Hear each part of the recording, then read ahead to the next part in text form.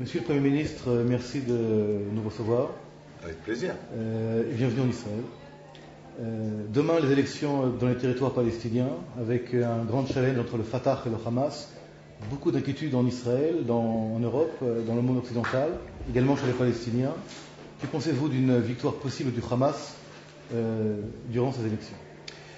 Écoutez, je pense qu'il ne faut pas qu'on commente les résultats avant que les élections aient eu lieu, mais il se trouve qu'aujourd'hui j'étais dans les territoires palestiniens et j'ai rencontré les dirigeants palestiniens modérés. Et c'est vrai qu'il y a eu l'inquiétude que vous dites. J'espère bien sûr, que les résultats seront des résultats raisonnables et responsables. C'est dans cet esprit-là que je me place.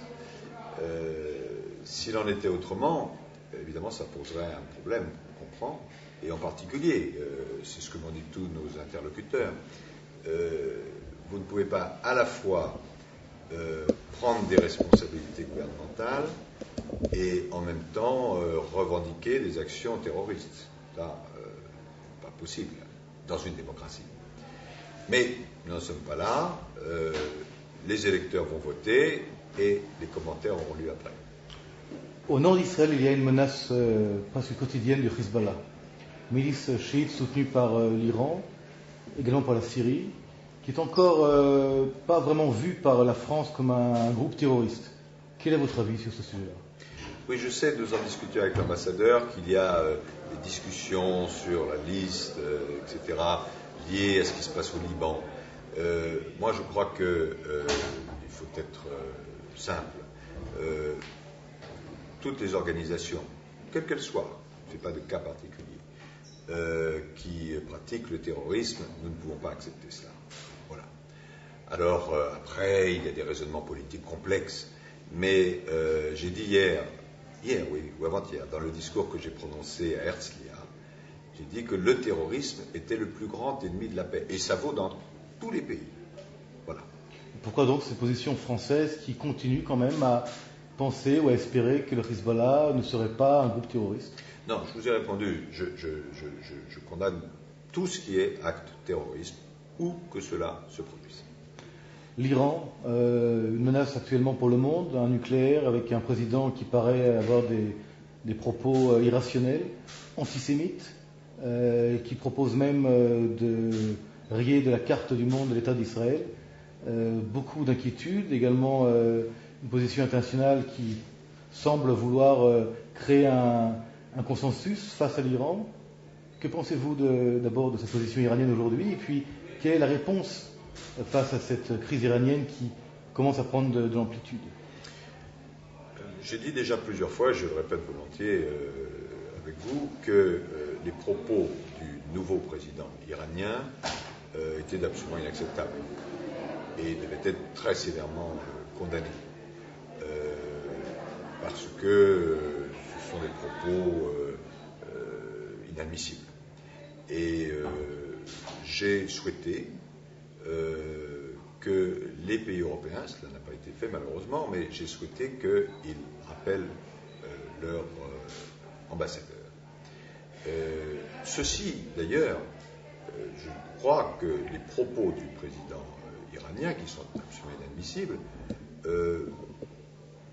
ne correspondent pas à ce que peuvent penser beaucoup d'Iraniens. Mais voilà, c'est quand même une autorité très importante. Donc, je répète, condamnation claire et nette, absolue. C'est inadmissible.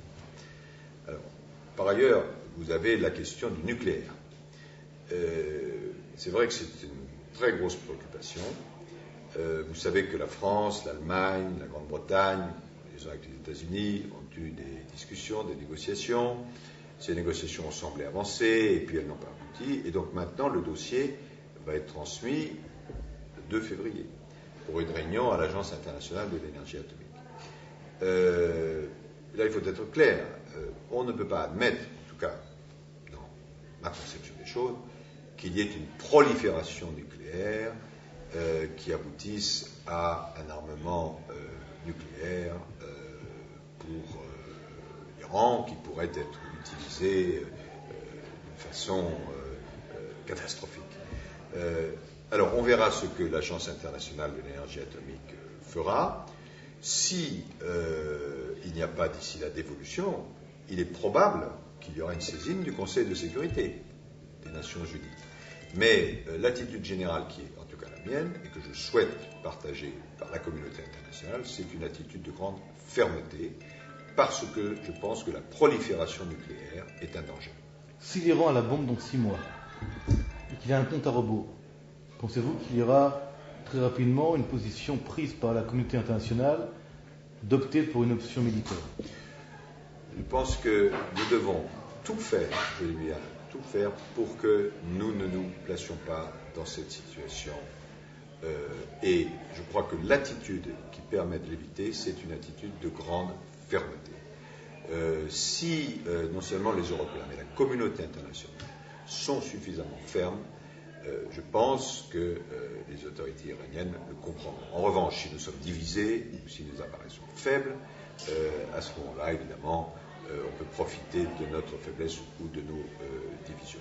Je crois que à partir du moment où la communauté internationale est ferme, eh bien, le langage sera entendu. Et j'insiste auprès de vous sur le fait que la menace, dans le cas où vous placez iranien, ne concerne pas un pays ou un autre. C'est une menace qui est beaucoup plus générale. Et c'est pour cela que la communauté internationale doit réagir d'une façon adaptée, mais d'une façon extrêmement ferme. Vous avez été, Monsieur le Premier ministre, donc Premier ministre en France à une période importante, il y a quelques années. Vous êtes actuellement au sein de votre propre parti, le Parti Socialiste, je crois, candidat aux primaires pour ensuite être candidat du Parti Socialiste pour les prochaines présidentielles.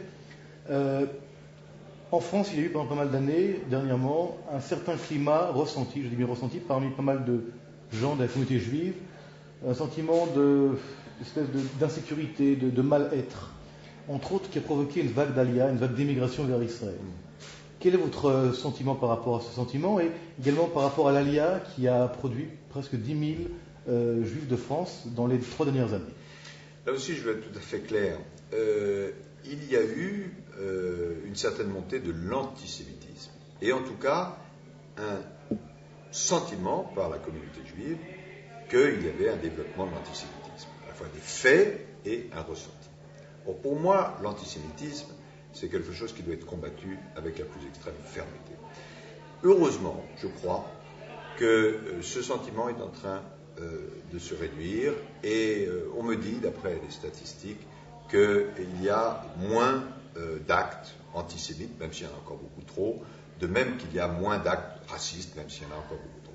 Il faut continuer sur cette ligne de très grande fermeté, parce qu'il n'y a aucune raison qu'il y ait ces actes antisémites, et il n'y a pas non plus de raison qu'il n'y ait pas une grande proximité entre la France et Israël. Bon, je disais dans une conférence que j'ai tenue hier à Herzliya que quand vous regardez l'histoire de la France et l'histoire d'Israël, beaucoup de valeurs sont communes.